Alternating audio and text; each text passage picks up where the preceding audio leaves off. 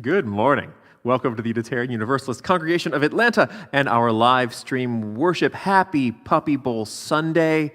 So glad you can be watching this before you watch puppies play. It's the thing. This morning, we hope you will take part in all elements of our worship that you're able to, including singing along with our hymns, lighting and extinguishing your own chalices at home, reading along with us when there are the lyrics on the screen. And we have really good hymns for messing around. You see, singing is an act, not an art. You can create art by singing, but the singing part, it's just an act, and you should join in. When I do my lecture on singing for non-singers, people say, like, well, what can I do to get better at singing? And the answer is just always, you just sing. And this is a good hymn for it. Our first hymn is Circle Round for Freedom, and I'm going to sing a melody, and you can sing that melody the whole time. And then I'm going to sing a harmony. You can choose one of the harmonies. And if you want to make up your own part, it's also a really good song for that. This is Circle Round for Freedom. I'm going to use this little loop pedal. Got a loop already recorded for percussion.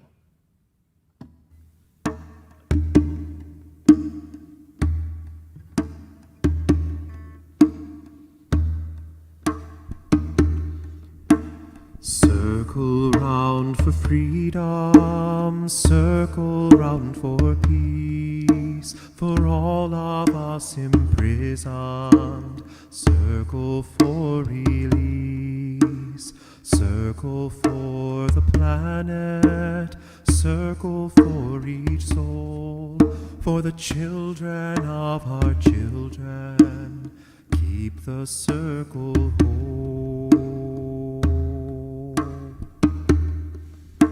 Circle round for freedom, circle round for peace, for all of us imprisoned, circle for release, circle for the planet, circle for each soul, for the children of our children, keep the circle whole.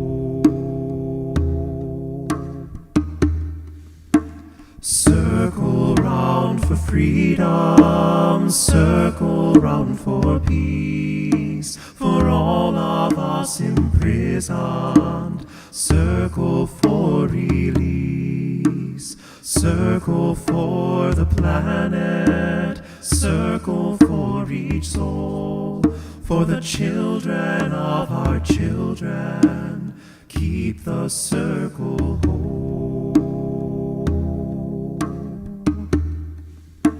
Circle round for freedom, circle round for peace, for all of us imprisoned, circle for release, circle for the planet, circle for each soul, for the children of our children, keep the circle whole.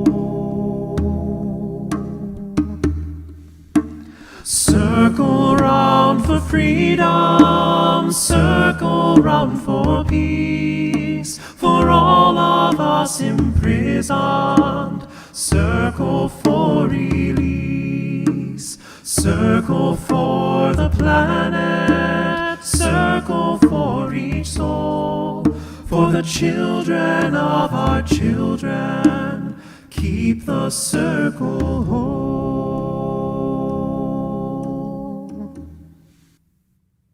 So glad you are with us this morning. It is the best place to watch live worship anywhere on the internet. Thank you so much, John. That was beautiful. Welcome to the Unitarian Universalist Congregation of Atlanta. I'm Reverend Taryn Strauss, Senior Minister of this congregation, and I want you to know your doubts, your questions, your fears, your sorrows, and your joys are all welcome here this morning. I also want you to know that part 2 of the religious education series, Covenanted Community, Are We There Yet? That's the adult religious education series, takes place this Tuesday, February 9th at 7:30 p.m. and will be presented by the members of the UUCA's Healthy Relations Committee. As with all adult religious education sessions, the recording will also be shown the following Sunday at 5 p.m. To register for all these sessions, you can follow the link in the weekly update email or the link that is going into the live chat right about now. We want to invite you to join our Zoom Room Social Hour, which is happening immediately following this worship service. If you have not already, please sign up to receive an invitation to the Zoom Room Social Hour by following the link in your weekly update email or the link being provided in the live stream chat. We do hope that you will come and socialize with your fellow congregants after the service on the Zoom Social Hour. And this Valentine's Day, UUCA has created a Valentine secret Valentine card exchange. If you have already signed up for that exchange, please don't forget to go ahead and send your Valentines out this week, the mail service being what it is these days. And if you have not signed up, the registration is now closed, but feel free to send a Valentine to someone out there in UUCA land. Let them know you are thinking of them and spread the love. Speaking of spreading the love, we hope you will use the live stream chat to spread the love this morning, to honor the hard work of your worship leaders and our fabulous audiovisual team this morning, and to just appreciate and love and welcome each other into this morning's worship, particularly all those who are visiting. So please go ahead and take a moment now to welcome anyone who is visiting into this morning's service.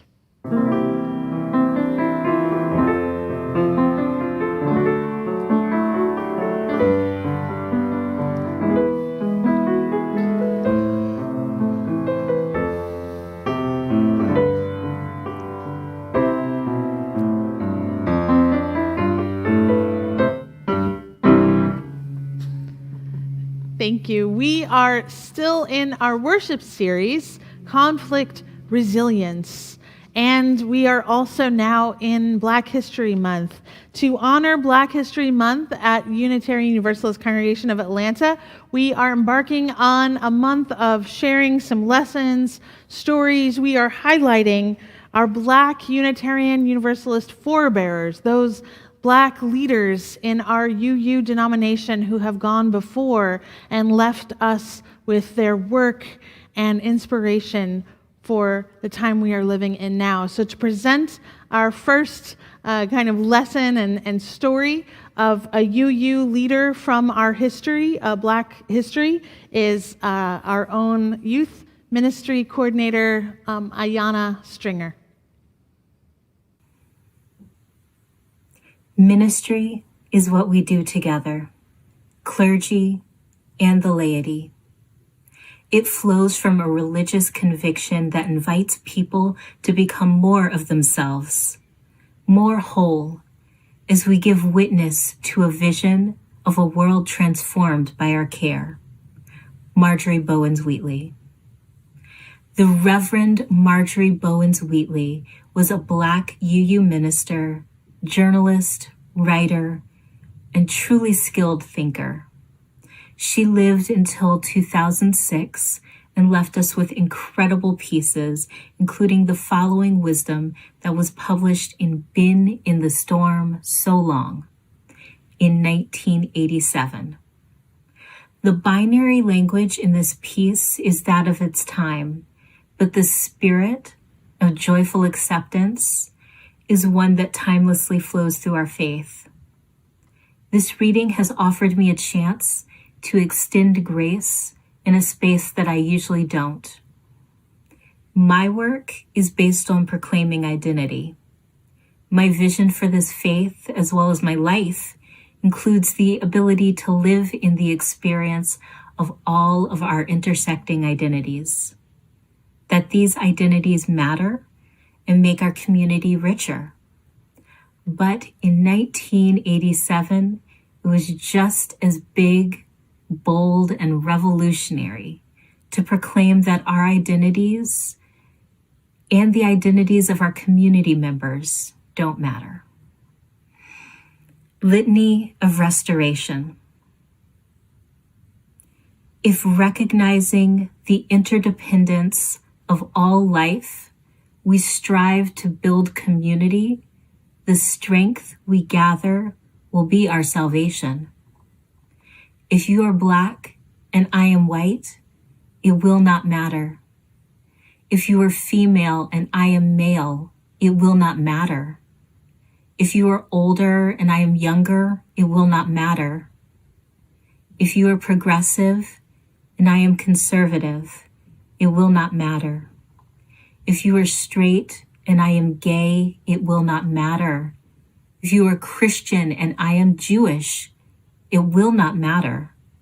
If we join spirits as brothers and sisters, the pain of our aloneness will be lessened. And that does matter. In this spirit, we build community and move toward restoration. Litany of Restoration by Reverend Marjorie Bowens-Wheatley.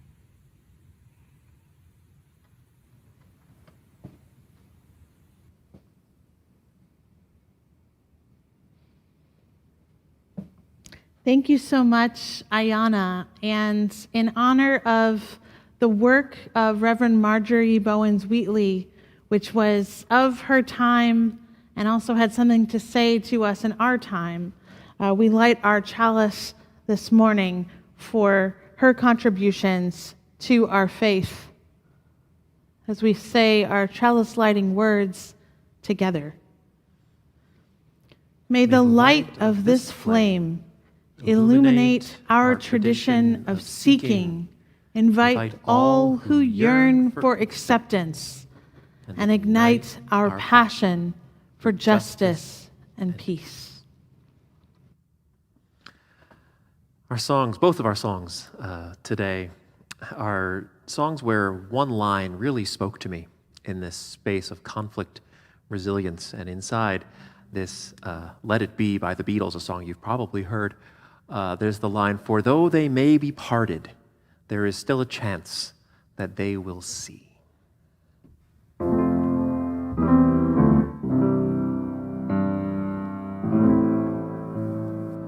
I never meant to start a war. I just wanted you to let me in. And instead of using force, I guess I should have let you in. I never meant to start a war. I just wanted you to let me in. I guess I should have let you in. When I find myself in times of trouble, Mother Mary comes to me, speaking words of wisdom, let it be.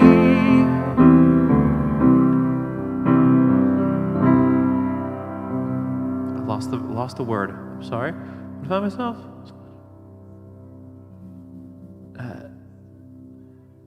That's not the one. Welcome to live television, everybody. For when the night is cloudy is the third verse. For though they may be parted is the second verse. And in my hour of darkness, got it.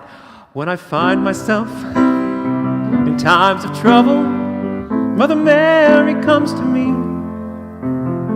speaking words of wisdom, let it be. And in my hour of darkness, she is standing right in front of me, speaking words of wisdom, let it be. Let it be, let it be, let it be, oh, let it be. Speaking words of wisdom, let it be. And when the broken-hearted people living in this world agree, there will be an answer, let it be. For though they may be parted, there is still a chance that they will see. There will be an answer, let it be. Let it be, let it be, let it be, oh, let it be. There will be an answer, let it be. Let it be, let it be, let it be, oh, let it be. There will be an answer, let it be.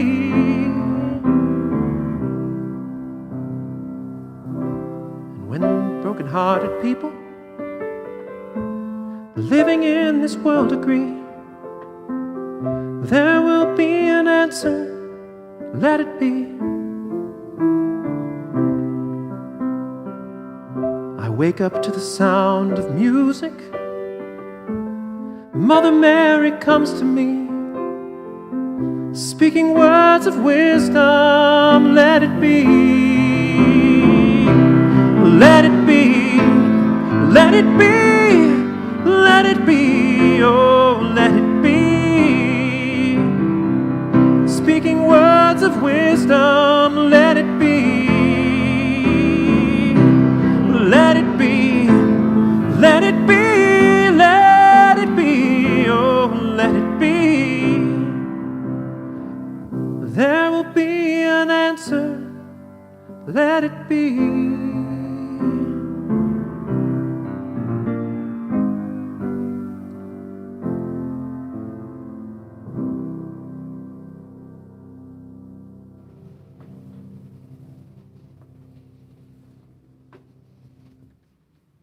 It's beautiful. Thank you.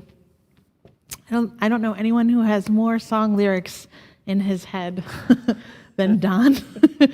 Amazing. Please now join the generations of stringer women who are leading us in this morning's movement prayer. Please rise in body or in spirit wherever you are and join the stringer family.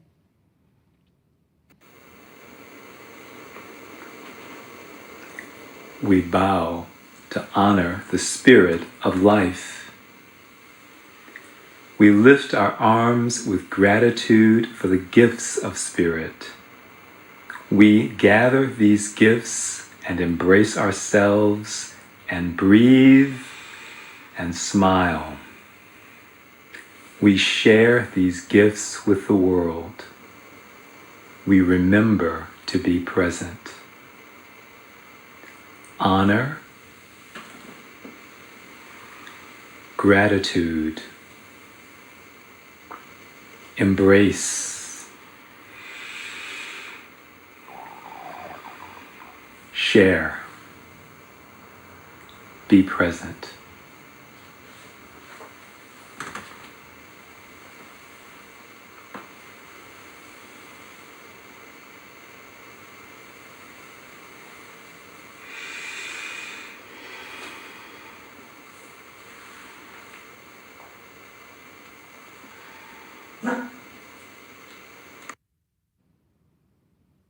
Amen.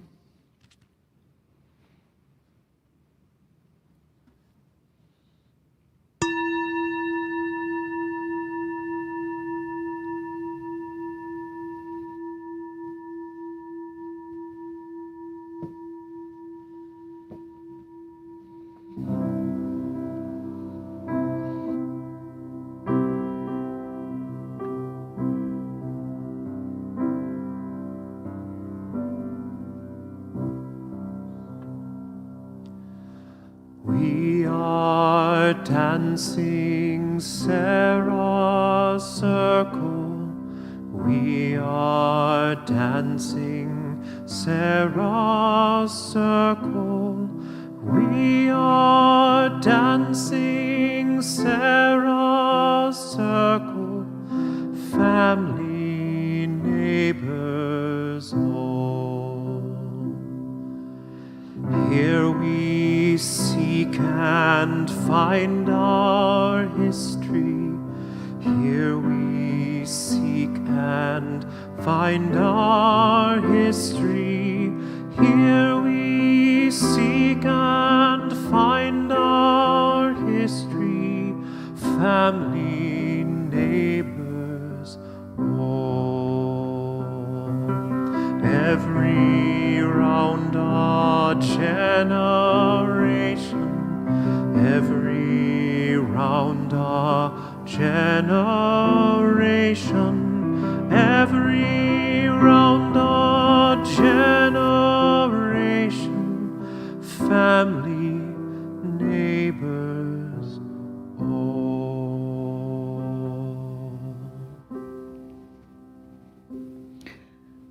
Let us put hands upon hearts and feel the warm connection. Let love in this moment flow. Say to yourself silently, I will love myself. I will love others. And that love will change the world.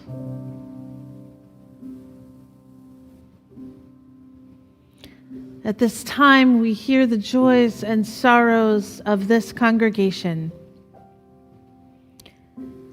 May we continue to hold our beloved longtime member, Mary Ann Oakley, in our hearts. Mary Ann continues her recovery, her difficult recovery from shoulder surgery performed last summer. She appreciates phone calls and cards of support. We send our deepest condolences to Izzy Moskowitz. Her husband and longtime UUCA member, Jerry Moskowitz, passed away in their home on January 31st in Izzy's arms. Jerry had a recurrence of cancer and had just the day before been placed in hospice care. Jerry will be missed by his family and so many friends. A memorial service will be announced at a later date. In the meantime, the family welcomes your cards and emails of support.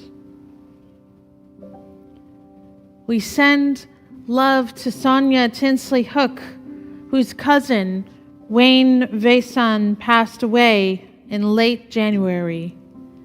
Known as Soulful Wayne, he shared his love of music and his old 45s with Sonia as a young girl, inspiring her to get into music. We send our condolences and our love to Sonia and her family.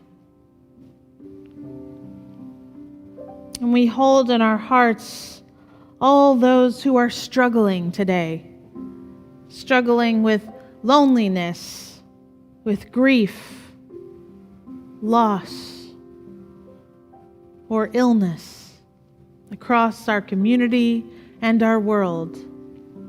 May all beings find connection. May all people find comfort. May all of us find more ways to be more loving to one another. You are invited to say the name of someone you are holding in your heart this morning, someone who's in need of some loving energy coming their way.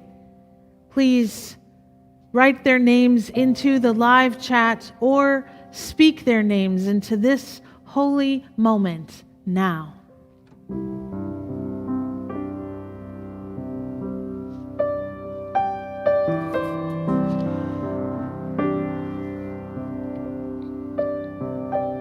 As humans have gathered for millennia, so we gather in our way on this day to gently surrender to something beyond ourselves, to humbly acknowledge our mistakes, to ask forgiveness, to seek hope and renewal, to honor the earth that supports and sustains all life, and to remember that all beings are mysteriously connected and to feel that connection. So now we still our bodies. We still our minds. We take in a big breath and we exhale. We relax into this moment that our intentions make sacred. We enter into the wise silence.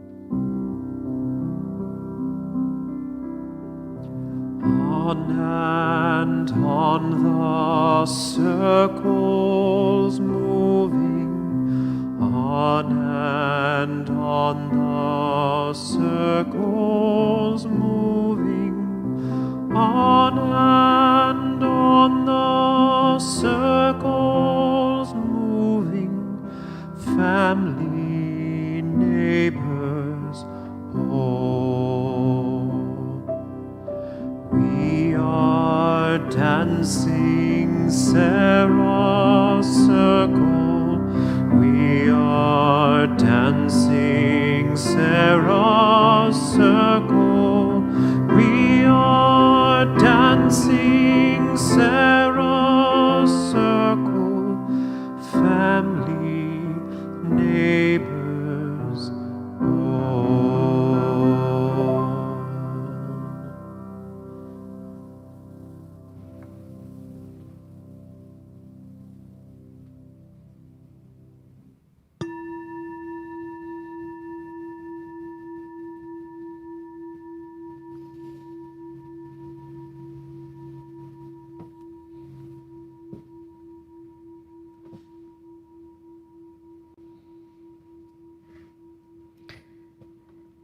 There is a saying by Virginia Satir, an often quoted family therapist. She said, "We need 4 hugs a day for survival. We need 8 hugs a day for maintenance. We need 12 hugs a day for growth." So I ask you, how is your hug ratio at this point in the pandemic? How are you doing on hugs? Some pandemic weeks I find are more challenging than others, and I have heard many of you at UCA share that this has been a particularly difficult week. As the cold bore down on us, we noticed a restlessness. In my household, some plans were made for some conservative socializing, then the plans were broken, then remade, before finally determined to be simply too risky and complicated. Not yet, we repeated like the mantra of purgatory, not yet. We, UUs, are a consensually hugging people. Sometimes I even wonder if half the reason we show up to our congregation on Sunday mornings is for the hugs. Sometimes awkward, mostly exquisite, each hug is validation that we are each someone who is lovable. This was a week when I wondered why the meeting felt so businesslike, so perfunctory, why I felt an unspoken chill. Some frustrations felt personal, even if they weren't. Oh yeah, I remembered. In the before times, even if someone forgets the reading at the beginning of the meeting, even if the lights overhead are fluorescent and the church is in an office park, we still begin and end with a hug. So, what is the hug of today? We thought maybe this is the year to really lean into Valentine's Day, to send a Valentine's card to someone at UUCA. Maybe this is the year to buy doilies and construction paper and remember how we once learned to cut out a heart, a paper heart. This is the year to remind someone in your community that they are essentially lovable. So let's do it. If you have not signed up to be a part of UUCA's secret Valentine exchange, well, that's okay. Sign-up time is over, but you know what you can do? You can just go through the congregational directory, or you can look in the live chat this morning, or you can just think of someone who you haven't seen in a long time, someone who you miss seeing. For whatever reason, you can send them a little Valentine in their real live mailbox. This is something we can do. This is the hug of today. We are blessed, so blessed and grateful to have a community that reminds us we are lovable. We are connected. We are people who serve love above all else. To make the work of this loving, hugging community continue for all of us and for those beyond us, the offering will now be given and gratefully received. Please go to uuca.org/give to make your offering this morning. So this song, the line that really popped out to me was that I never meant to start a war. I just wanted you to let me in. Spoke deeply to our conflict resilience and finding conversations in this instead of arguments.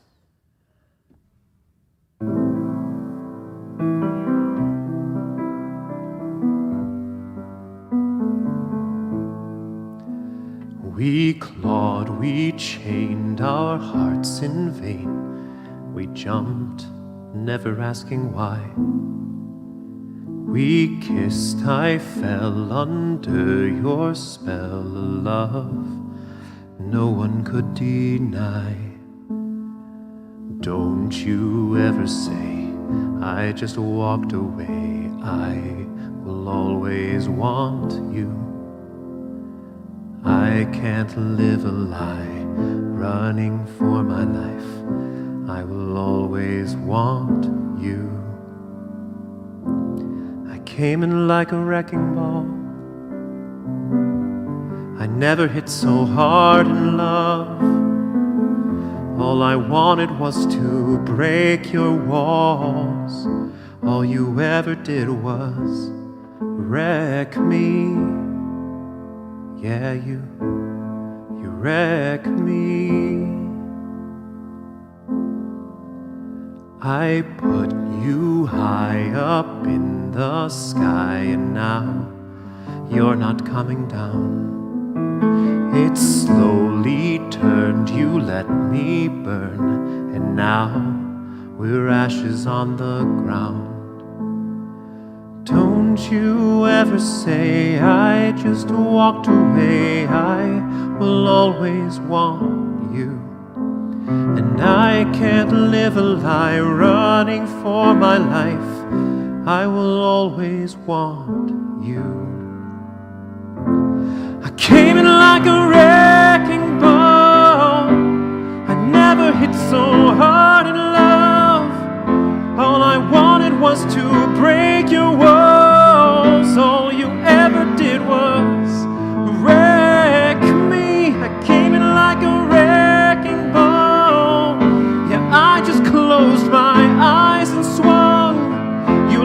crashing in a blazing fall. All you ever did was wreck me. Yeah, you wrecked me. I never meant to start a war. I just wanted you to let me in. And instead of using force, I guess I could have let you in. I never meant to start a war. Just wanted you to let me in. I guess I could have let you in. Don't you ever say I just walked away. I will always want you. I came in like a wrecking ball. I never hit so hard in love. All I wanted was to break your walls. All you ever did was wreck me. I came in like a wrecking ball. Yeah, I just closed my eyes and swung. You left me crashing in a blazing fall. All you ever did was wreck me. Yeah, you wreck me.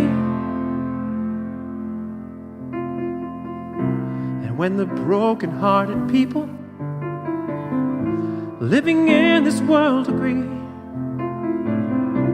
there will be an answer, let it be. For though they may be parted, there is still a chance that they will see. There will be an answer, let it be. Let it be.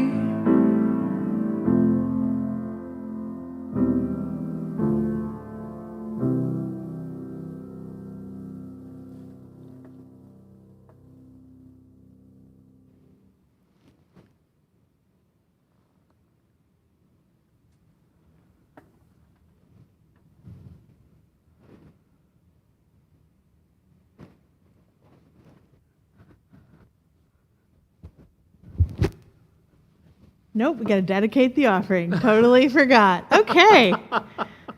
Woo! Okay, so let us dedicate this offering. Blessings on y'all. I love that song, and I was very moved by the Spirit. So thank you, Don. For a congregation and a community that knows how to love across distance, that knows how to love through conflict, that knows how to serve love above all, we offer our gratitude, our time, our generosity, our gifts. Blessings on your generosity, blessings on the chance to be generous at all. It is a gift to each of us. Please join me in this morning's dedication of the offering. To the work of this congregation, which is weaving a tapestry of love and action we call community. We dedicate our lives, and these are offerings. Good morning. I'm Laura Beth Brown, Director of Lifespan Religious Education, and I want to talk with you about community building games. Those games that you play with new groups of people that help you get to know each other better and build some group cohesion and even problem solve a bit. Now, one of my favorite community building games is the Human Knot. And I wonder, what are some of your favorite community building games? Maybe you can put those in the chat right now. Now, with the Human Knot, I would love to give you a live demonstration, but I did find a video of a group of young adults showing you exactly what this activity involves. Hi, my name is Rachel, and I'm going to describe how to play the Human Knot. First, you want to get your group together, and it might be a good idea to discuss the aspects of a successful team before you start. You want to get your group standing in a circle, and you all want to reach your right hand into the middle, grabbing hands with someone opposite you, making sure not to grab hands with anyone directly to your right or to your left. Do the same thing with your left, grabbing hands with a new partner. You then want to begin unraveling your knot, making sure not to lose grip, otherwise you have to restart. To make this harder, we gave this particular group a 5-minute time limit. But take as long as you want. There doesn't have to be a time constraint. Hi, my name is Samantha and I'll be covering the precautions of the human knot. For this exercise, you will need a minimum of 6 people, as well as an even number. A large open space is preferred. Keep in mind that you can still get hurt while doing this exercise, so be mindful of your teammates. This is for your enjoyment, so have fun.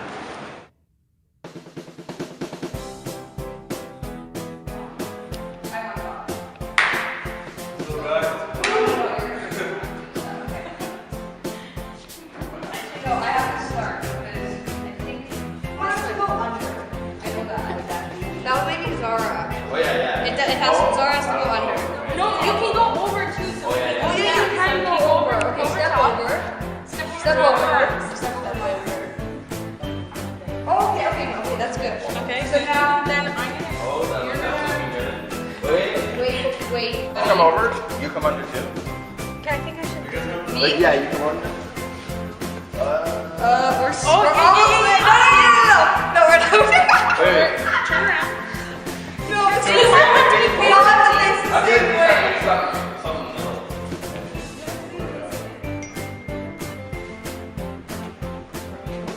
No, hang on.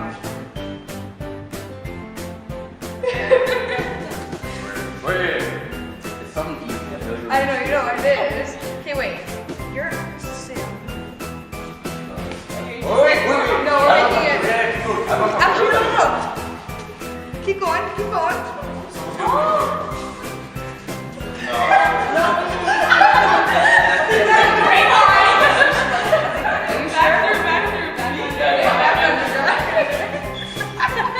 Wait. No. Hang on. I know what to see. No, I need to go over them. Oh, try that. Is that right? You might want to move over. Wait. Someone's gonna snap. Okay, go back. No, I go back. Oh, sorry. This is dangerous.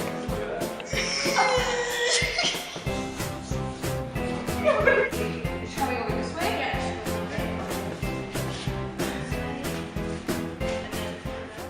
After you successfully unraveled your knot, celebrate with your teammates. Feel free to discuss after the exercise what your team did well or what you can do better in the future to better understand team building and your team's dynamics. Thanks for watching. Thanks to our participants for helping us out, and hope you enjoyed the video. Thank you. Thanks. I know my hands are all. Good job, guys.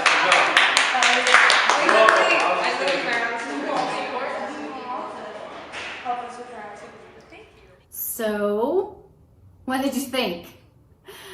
The human knot offers us so many lessons. I love that the conflict or the tension in the knot doesn't come down to just 2 people. Now, the focus may be on 2 people at any one point, but ultimately it is the responsibility of all of the members of the group to relieve that tension or negotiate that conflict. And the negotiation takes people going under and over and stepping through different ways to move towards the solution. So the human knot offers tangible, practical ways to discuss problem solving and conflict resolution.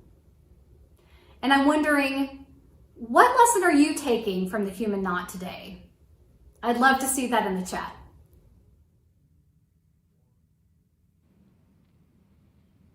Thank you, Laura Beth. Now, I grew up in a home filled with Adrienne Rich's poetry, so it often feels like a homecoming when I find a passage that speaks the truth of this moment. And this happened when I found the following passage by Adrienne Rich, who wrote, "My heart is moved by all I cannot save. So much has been destroyed. I have to cast my lot with those who, age after age, perseverely, with no extraordinary power, reconstitute the world. So how many of you have ever made a human knot? How many of you have unmade it? Show of hands. Haha. I can't see you. But I would say that I miss the congregation. If you grew up in a UU religious education program, I guarantee your hand is raised right now. You see, this was the most common of icebreakers for any gathering growing up in UU religious education. All the Sundays I spent with my hands locked in a pretzel with other kids, frustrated and exhilarated, just like the kids you saw in the video. I didn't fully comprehend the purpose. I see it now. Community may often feel synchronous and comfortable, but the reality is that comfort often comes at someone's expense. Our world is at conflict. Our nation is at conflict. And for many of us, these battles have become too confusing and too deep in our familial and personal lives to fully engage as we struggle to survive this pandemic. Not when we are so beaten down, tired, isolated, and worn thin with the ongoing adjustments we must make to our own psyches to persevere through this crisis, one that exposes racial and economic disparities that shake us to our core every day. The thing no one tells you about the human knot is that after a certain number of minutes without untangling, the pressure to simply drop hands becomes nearly insurmountable. The temptation is to give up. I remember those moments thinking, we all thought this was supposed to be a quick pre-class exercise, but now it's going on and on. We're losing precious time. If so-and-so could just be less stubborn, we could all simply move on.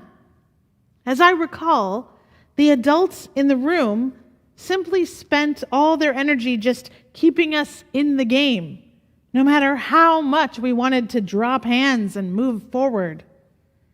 Next came the inevitable, fine, I'll just take over. But that never worked either, you see. No single person could fully view all the entanglements. What you saw on the video is exactly what it takes. People lowering themselves beneath others, following each other's lead, trying one thing, that not working, and then trying something else. Sometimes all people untangling the knot in minute and small ways, seeing the different threads and taking time, more time than is comfortable, to unravel them all until we could all claim some kind of exhausted victory. As with many real-life moments in religious education, the method was the message. Most conflicts are not a battle between two opposing sides, but a complicated knot for all to unravel. Each new week seems to bring another major conflict into our lives, some new mountain to climb, a new force to reckon with, this time just a couple counties over. I have noticed something. Maybe you have noticed it too in your home.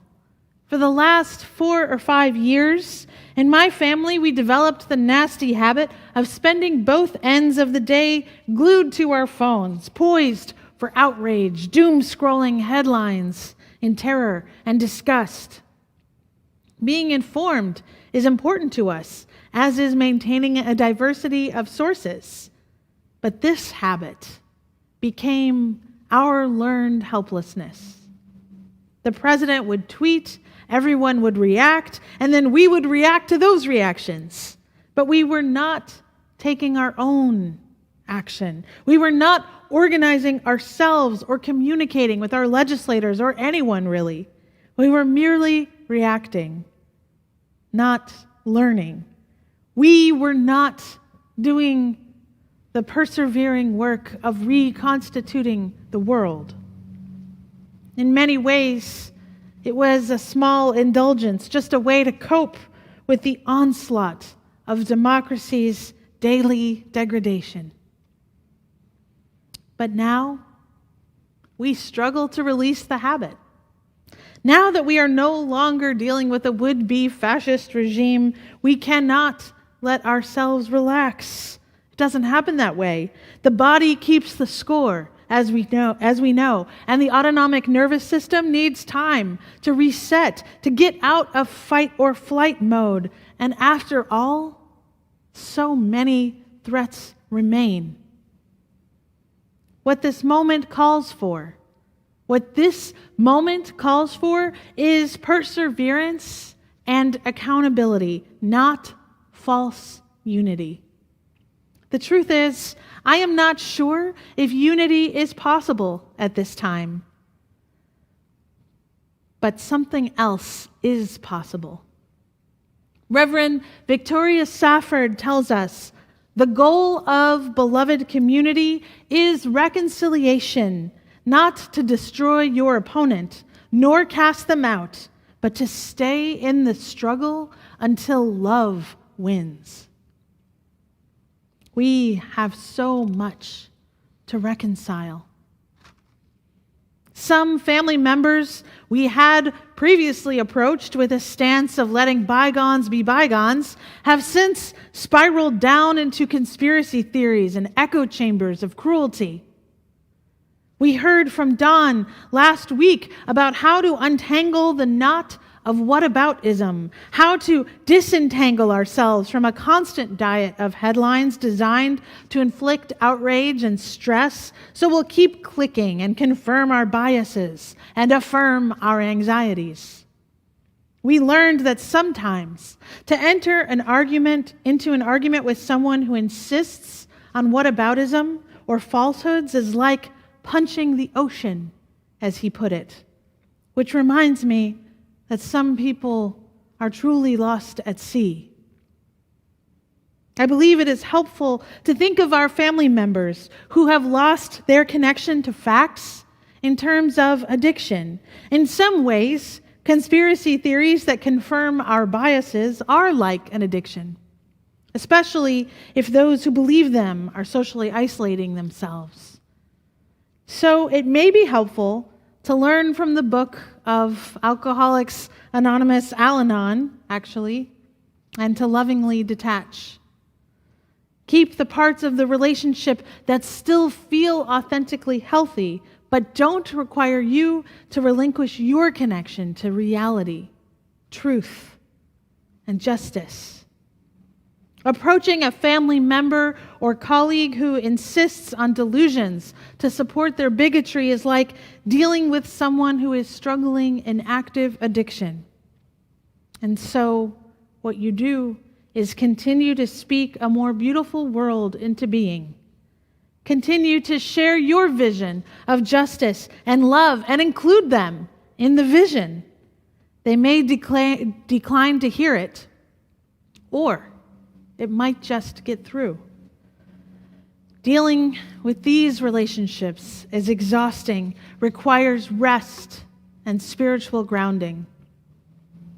And when our families are no longer a sanctuary, we may turn to our faith home, seeking that perfect place where like-mindedness reigns.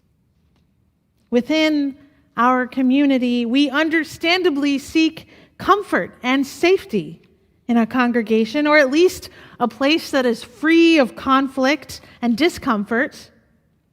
However, freedom from deep conflict is not a worthy goal for our resilience, nor for the perseverance that we need to survive this time of biblical level plague and revelation.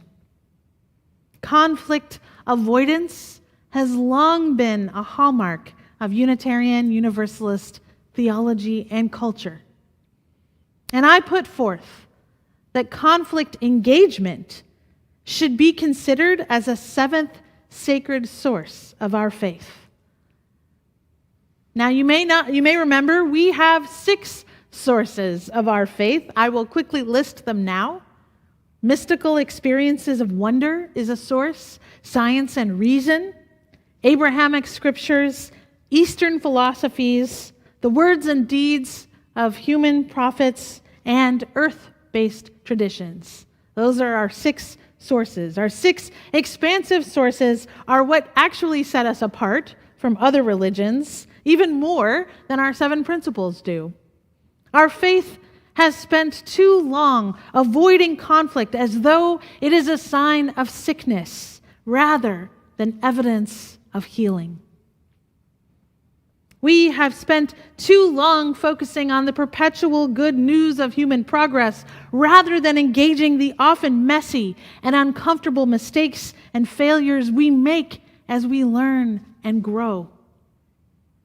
Meaningful, not necessarily petty conflict, can be our greatest teacher. As a community who has committed to both honoring a covenant of behavior and who believes in the promise of lifelong learning, we can avoid meaningful conflict no more. Instead, we can humbly welcome conflict as the great teacher it is, teaching us how to unravel the knot, going under and then over, leading and following. Reverend Marjorie Bowens-Wheatley, who Ayana shared about earlier, did not survive long enough to make meaning out of a global pandemic with us. But she did write about perseverance from the perspective of someone who needed it to survive the conflicts of her time and her challenges as a Black female journalist in the 70s and a Unitarian Universalist Black female minister in the 80s. She knew a thing about conflict resilience. She wrote, "Perseverance is a choice. It is not a simple one-time choice, but a daily one. There is never a final decision. Our first yes, filled with energy and enthusiasm, brought us here, but it's of no use as the waters rise and the turbulence increases." She writes, "By the time we are surrounded by obstacles and opposition, by aggression and mean-spiritedness, our initial choice has no meaning, if we can even remember that optimistic moment. This is as it should be," she writes. Having to make a choice every day to persevere keeps us alert and present. Do I have the resources, internal and external, to keep going? Can I deal with what's in front of me right now? Do I have any patience left in this moment? Is there a way through this mess? These critical questions require a momentary pause, a little reflection. That from Marjorie Bowens-Wheatley. May we stay present to what we need in order to persevere when the road is muddy and rough. Every day in America, we are asked to do the impossible, that is, to trust again in people and all their failings and disappointments. Consider the simple image of the human knot and how some must kneel so others can go over, and others must rise so some can go under. In this way, we may begin to disentangle ourselves, all of us, people with no extraordinary power, reconstituting the world. Amen. May it be so.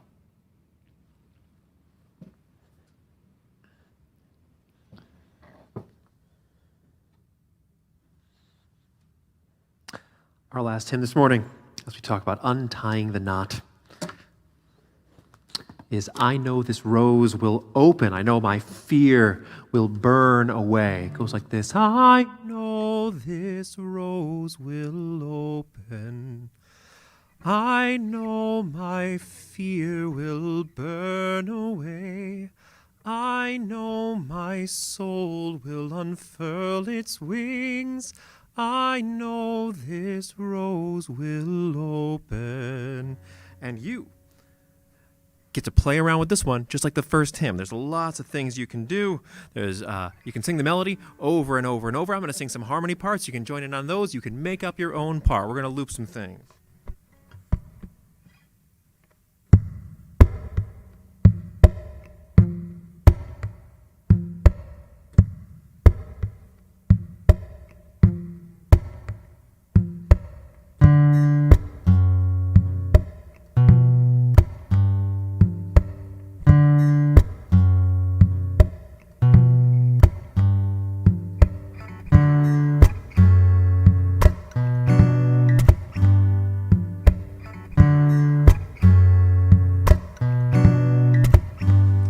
I know this rose will open.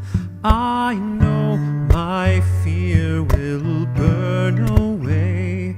I know my soul will unfurl its wings. I know this rose will open. Keep that going. I know this rose will open. I know my fear will burn away. I know my soul will unfurl its wings. I know this rose will open. Let's add to it. I know, I know, I know. I know, I know, I know. I know, I know, I know. I know, I know, I know. I know this rose. I know, I know. I know my fear will burn away.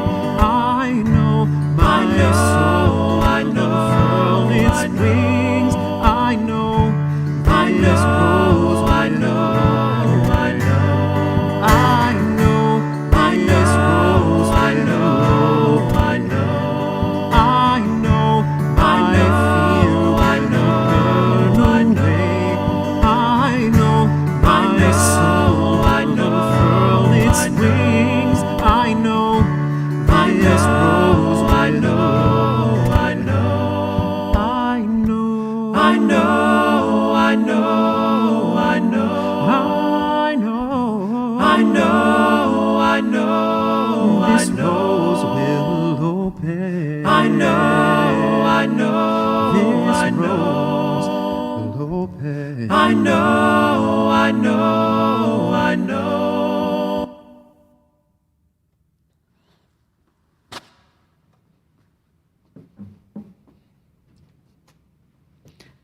Pandemic innovation. That was awesome.